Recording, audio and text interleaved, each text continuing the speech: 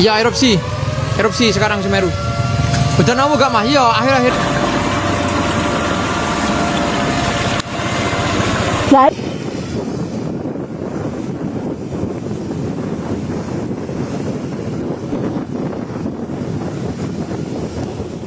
Di Semeru sangat besar sekali.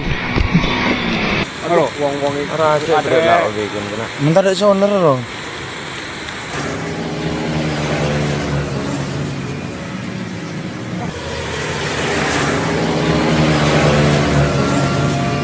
One of Indonesia's most unpredictable volcanoes suddenly erupted with explosive power. Within minutes, a massive tower of ash shot more than a mile into the air, turning daylight into darkness as burning debris tumbled down the slopes. Villages that had been calm just hours earlier were now swallowed by rolling clouds of ash, rock, and scorching gas moving at terrifying speed. Local monitoring stations instantly raised the alert to the highest level.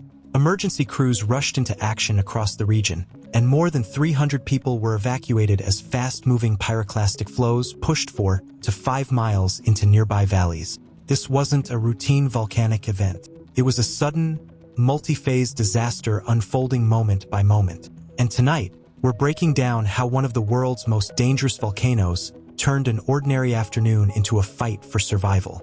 What started as light tremors beneath Mount Semeru quickly escalated into a full-blown emergency.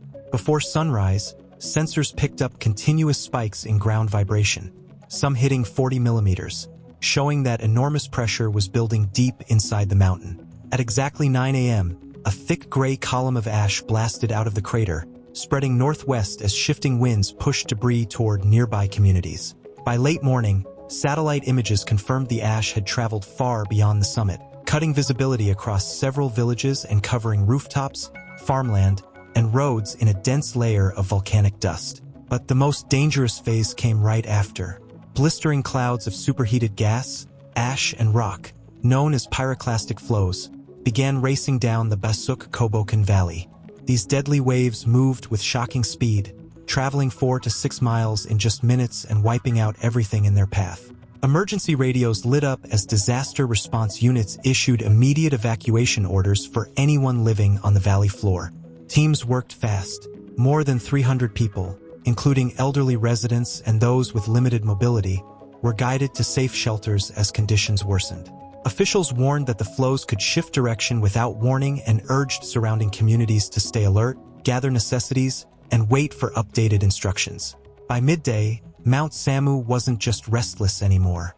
It was fully awake. By early afternoon, the skies over East Java shifted into a cold, steel-gray haze as Mount Semeru burst to life with one of its strongest ash eruptions in years. A massive plume shot nearly 6,500 feet into the air, stretching out like a giant storm cloud spreading across the region. Strong winds carried the ash north and northwest, covering farms, neighborhoods, and entire districts in a thick, choking layer of volcanic dust. For the people living below, daylight faded to near darkness in just minutes. Residents said the noise sounded like non-stop thunder echoing through the valley.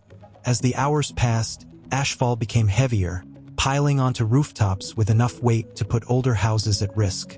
Officials warned that even a single inch of wet ash can be heavy enough to bring down weaker structures, especially in rural areas where buildings aren't reinforced. Visibility dropped fast. Roads turned slippery with ash, forcing drivers to leave their cars behind while emergency teams worked non-stop to keep evacuation routes open. At the same time, fresh bursts of hot debris shot out of the crater, creating pyroclastic flows that swept more than 4 miles down the mountainside. Health concerns spiked. Authorities urged everyone to wear masks, protect their water supplies, and stay indoors to avoid breathing in the ash. With the debris drifting toward regional flight paths, aviation officials issued alerts about possible delays and flight diversions. Mount Semeru wasn't just erupting, it was reshaping the region moment by moment. As the eruption grew stronger late in the afternoon, the situation shifted from serious to life-threatening.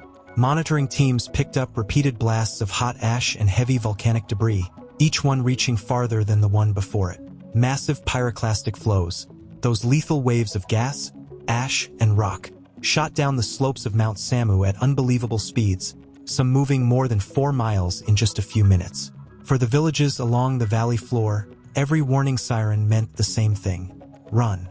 Disaster response crews moved through the high-risk areas, directing families toward evacuation routes while ash slammed against their trucks like sand in a violent storm.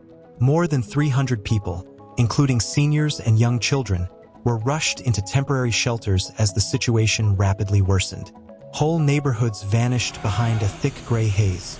Inside the evacuation center, parents held masks and cloths over their kids' faces. Some said they could actually hear the mountain rumbling as new explosions echoed across the valley. Others reported seeing small bursts of glowing lava rolling down the mountainside as daylight faded. Officials raised the alert level twice in one day, something almost never seen, signaling that the volcano was changing faster than scientists could predict. Geologists warned that this kind of instability usually points to one thing: more violent surges on the way. Secondary dangers grew quickly too. Ash started threatening drinking water, damaging farms, and covering livestock. Emergency teams worked non-stop to keep communication lines alive and roads open for anyone still trying to escape. The race against Mount Semeru was officially on, and the room for mistakes was getting smaller by the minute. As night settled over East Java, the real seriousness of the situation became impossible to ignore. Officials said there were no confirmed deaths yet, but the impact on people was already huge, measured not in numbers, but in fear, chaos, and the rush to get out. Families grabbed whatever they could carry. Older residents were lifted onto makeshift stretchers. Kids held tight to blankets already covered with falling ash. Experts warned that the immediate threat, those scorching pyroclastic flows, was only the beginning. A thick layer of ash was spreading far beyond the eruption zone, creating its own deadly risks. Heavy buildup on rooftops added dangerous weight that could make older wooden homes collapse without warning. Air quality dropped fast, and health officials urged everyone, especially seniors and people with asthma, to protect their lungs. And it wasn't just the ash. There was another major danger: lahars, fast-moving volcanic mudflows. Rainfall higher on the mountain mixed with loose debris, forming rushing rivers of mud that could sweep away bridges, farms, and anything that stood in their path. Communities along several riverbeds, including Basuk Kabokan and Basuk Bong, were placed on high alert. Emergency crews worked non-stop through the night. They cleared fallen debris, reinforced evacuation routes, and tried to keep communication lines open as power flickered in and out across the region. Even areas far from the mountain felt the disturbance. Schools shut down, flights were rerouted, and many roads were restricted to emergency vehicles only. This eruption had grown far beyond a geological event. It had turned into a human fight, for safety, for stability, and ultimately for survival. As the eruption kept building, its impact spread far beyond the mountain itself. High above East Java, satellites captured a massive cloud of ash drifting straight through major regional flight paths. Monitoring stations reported the plume shooting nearly 6,500 feet into the air, with upper-level winds pushing it north and northwest.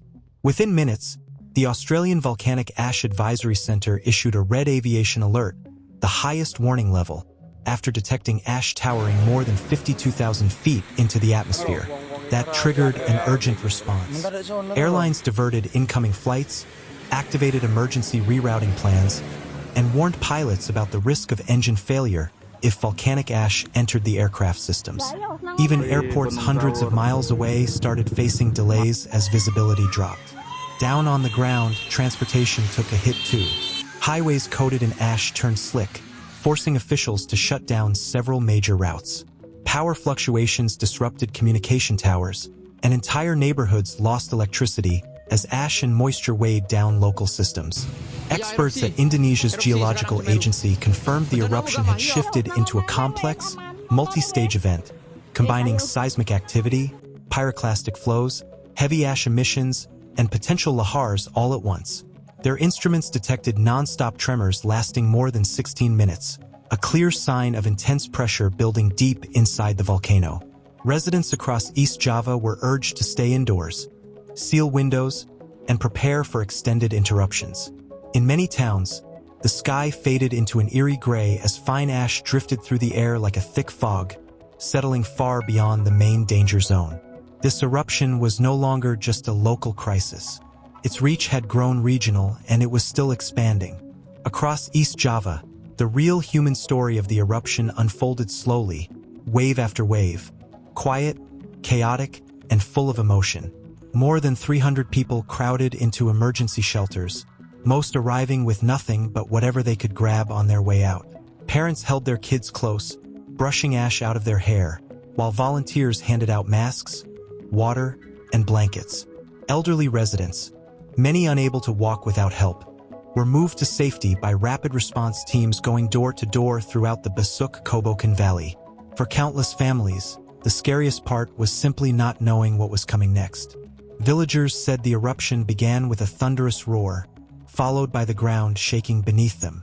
Some watched glowing pyroclastic clouds sliding down the mountain from miles away, silent but terrifying reminders of how fast everything could change. Hospitals prepared for breathing-related emergencies as ash drifted into nearby towns. Local farmers made quick trips back to check on their animals, then pulled back behind the evacuation lines. Schools shut down. Roads were limited to essential use only. But even in the middle of all the chaos, resilience was everywhere. Community kitchens fired up before sunrise. Volunteers swept ash off rooftops to keep them from collapsing. Neighbors shared food, masks, and flashlights as the power flickered through the night. And even with uncertainty building, one thing stayed constant. This community wasn't just trying to survive an eruption. They were standing together, protecting one another through every unpredictable moment. As night settled over East Java, a deep red glow kept rising from Mount Semeru's crater, flashing against the dark sky like a warning that the eruption wasn't done yet. Experts cautioned that more ash clouds, sudden bursts of toxic gas, and fast-moving pyroclastic flows could happen at any moment. For thousands of people living nearby, that uncertainty became its own kind of pressure, a reminder that nature can shift in seconds. But even in the middle of all that fear, something stronger showed up: resilience. The kind that's been built over years of living next to one of Indonesia's most active volcanoes. Families leaned on each other inside packed evacuation centers. Rescue workers kept rotating shifts without stopping. Neighbors shared food, updates, and whatever hope they had. In a night filled with danger, their unity became a powerful display of human strength. Events like this remind us how quickly life can change. One moment the sky is calm. The next, a tower of ash shoots upward, reshaping the land and rewriting people's stories. If you want to stay updated on major natural events around the world and support documentary-style coverage that brings you real stories, make sure to like, share, and subscribe. Stay alert, stay prepared, and above all, respect the power of nature.